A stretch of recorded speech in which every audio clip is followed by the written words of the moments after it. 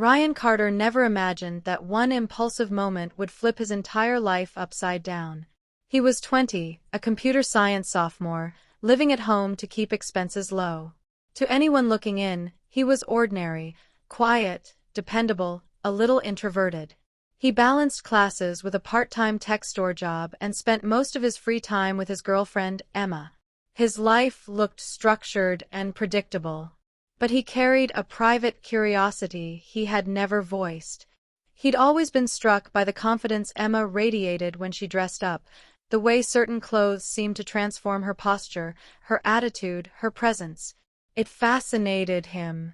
Somewhere deep inside, he wondered what it would feel like to step into that same energy. The thought embarrassed him, so he buried it. He never mentioned it, especially not to Emma, who often joked about liking strong, traditional guys. He feared her reaction more than anything. Still, the curiosity kept resurfacing. Late nights scrolling through beauty videos, lingering glances at clothing displays, quiet what-ifs he never acted on. Until the weekend he had the house to himself. Emma was away with friends, and his mother, a stylish, image-conscious fashion consultant, had gone out of town. The empty house felt like an invitation, and a risk rolled into one. He tried to focus on his coursework, but distraction kept pulling him down the hallway toward her walk-in closet, a space filled with elegant fabrics, coordinated outfits, and carefully arranged drawers. He told himself he would only look. Looking turned into touching. Touching turned into trying. The first garment he slipped on felt shockingly soft, unfamiliar against his skin. His pulse raced as he faced the mirror, barely recognizing the nervous, wide-eyed version of himself staring back. One choice led to another, a little styling, small adjustments, until curiosity became immersion. For a few suspended minutes, he felt transformed, lighter, almost fearless. Then he heard the front door open. The sound snapped the moment in half. Panic surged. He rushed toward the stairs, and froze. His mother stood in the entryway, grocery bags in hand, eyes locked on him in stunned silence. Neither spoke at first. The air felt heavy, stretched thin. She slowly set the bags down and walked up the steps, her expression impossible to read. He braced himself for anger, for disappointment, for humiliation. Instead, she asked a single, steady question. "Ryan, what exactly is going on?" That was 3 days ago, and nothing since has felt the same. I expected punishment, yelling, restrictions, maybe being grounded for months. Instead, my mother surprised me. She didn't explode or shame me. She turned the whole situation into something structured and deliberate. The very clothes I'd been caught wearing in secret were now being handed to me openly, day after day, like part of a lesson plan. Each morning meant a new outfit, a new presentation, a new exercise in confidence. She treated it like professional training, not a scandal.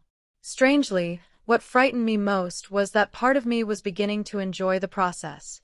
But Emma stayed on my mind constantly. What would she think? What if she discovered everything? And deeper than that, what if this stopped being an experiment and started becoming who I really was? "All right," Mom said the next morning, already prepared with clothes and cosmetics laid out neatly. "We start with fundamentals." I sat stiffly at the edge of the bed, wrapped in a robe she'd insisted I wear after showering. The room carried her familiar fragrance, and the normalcy of her tone made the situation feel even more surreal. When I tried to protest, she cut me off gently but firmly. The secrecy, she explained, was the real problem, not the curiosity. If I was going to explore this side of myself, it would be done openly, respectfully, and with guidance instead of hiding. Her calmness disarmed me more than anger would have. She approached it like a stylist with a client, explaining fit, posture, coordination, and presentation. In the mirror, I saw a version of myself that felt unfamiliar yet oddly composed. Her commentary stayed technical and encouraging, focused on appearance and balance rather than judgment. The professionalism of it all made my nerves settle, even as my thoughts spun. By the second day, she had me practicing posture and movement, coaching each step with patient corrections. The exercise felt half ridiculous, half empowering, until the doorbell rang mid-practice and panic shot through me. I barely made it out of sight before she answered. Waiting silently while she chatted with a neighbor felt like standing on the edge of exposure. When it was over, she simply said, "Preparation matters," like it was another lesson completed. Something shifted after that. I resisted less. The routine became familiar, the preparation, the adjustments, the quiet concentration. Comfort started replacing embarrassment, and that realization scared me. Each night I replayed everything in my head, caught between excitement and dread. This double life couldn't stay hidden forever. On the fourth day, the balance cracked. "Emma called," Mom said casually while finishing a touch of color on my cheeks. My stomach dropped. "Why?" "She's cutting her trip short. She'll be back tomorrow." The lipstick slipped from my fingers. Tomorrow suddenly felt very close, and whatever came next felt unavoidable. "Do you want me to tell her?" Mom asked quietly. No, the answer came too fast, too sharp. I swallowed and tried again. "Not yet. Not like this." She simply nodded, unruffled. "Then you'll need to be careful." That night, sleep wouldn't come. Every small sound made my chest tighten. I imagined Emma walking in at the worst possible moment, catching me halfway through a transformation I didn't fully understand myself. The fear twisted my stomach, but so did the thought of giving it all up forever. Day 5. Hesitation. The next morning I told Mom I wanted to stop, that maybe the whole thing had gone too far. She didn't argue or pressure me. She just set a neatly folded sky blue set on the bed and said gently, "If you're finished because you truly are, that's your choice. But if you're quitting out of fear, be honest about that too." Her words stayed with me. By evening, I found myself back at the mirror, hands unsteady, curiosity stronger than denial. Day 6. Emma returns. Emma came home glowing from her trip, travel bag in hand, smile warm and familiar. I made sure I looked completely ordinary, casual clothes, bare face, nothing suspicious. She hugged me tight. I hugged back, and felt the weight of the secret between us. I couldn't hold her gaze for long. Guilt made everything feel off balance. While we watched a show that night, she leaned into me. "You okay?" "Just tired," I said, forcing ease into my voice. She studied me for a moment, like she almost believed me. Day 7. Cracks showing. The next morning she found a lipstick in the bathroom drawer, one I'd forgotten to move. My pulse spiked when she asked about it. I brushed it off as Mom's, and she accepted the answer, but not fully. I could see the question still sitting behind her eyes. Later, she asked outright, "Are you keeping something from me?" I dodged. Poorly. The double life was getting heavier. Even small comments started to land differently. A coworker joking about my clearer skin, a longer than usual look across the dinner table, a pause before Emma touched my hand. I felt like I was made of glass and everyone could see the fracture lines. The close call. One morning, during what I told myself would be the last time, I stood ready at the mirror, composed, steady, almost practiced. Mom adjusted a small detail and said softly, "You look more at ease." "I feel dishonest," I admitted. "Living hidden isn't the same as living peacefully," she replied. Footsteps sounded in the hallway. Emma's voice called out a question. Panic hit instantly. Mom motioned me out of sight, calm even under pressure. I hid while she handled the interruption smoothly. It worked, but barely. Emma's suspicion didn't disappear. It sharpened. The choice. A few days later, the house was empty for hours. I stood staring at the closet, fighting myself, then gave in. I chose an outfit carefully, took my time, let the routine settle my nerves. When I finally looked in the mirror, I didn't see panic anymore.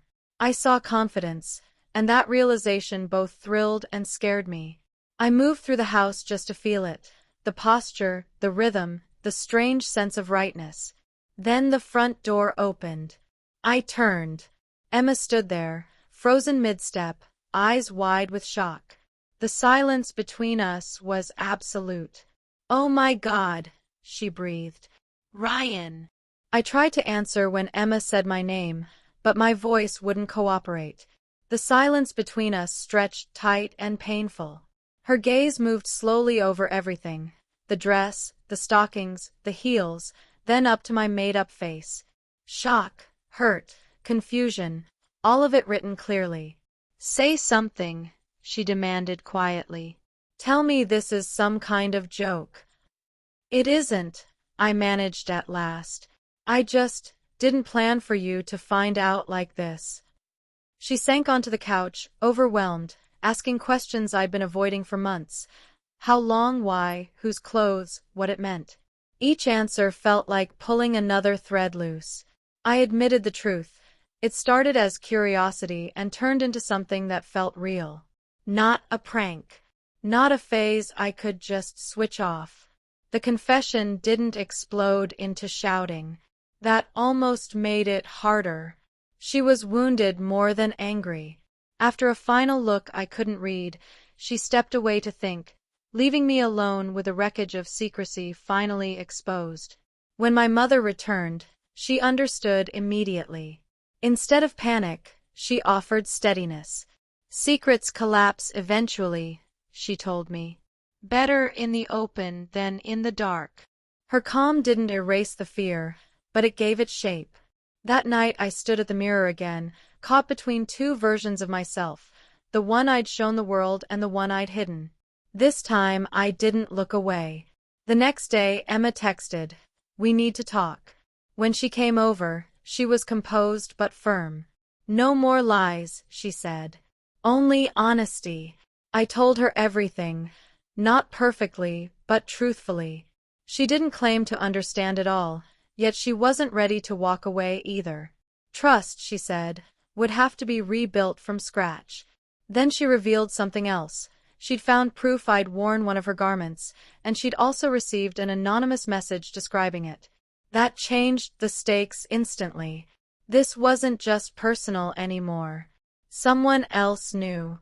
After that, the atmosphere turned tense.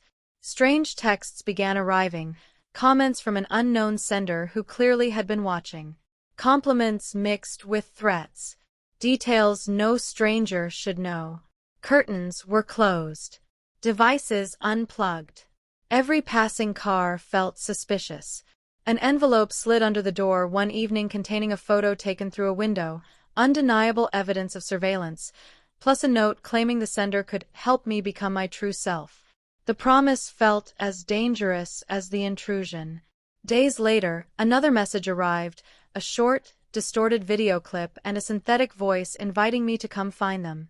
I realized then this was no longer just about identity or confession, it was about safety, choice, and control. Whoever was out there thought they were writing my story now. They were wrong.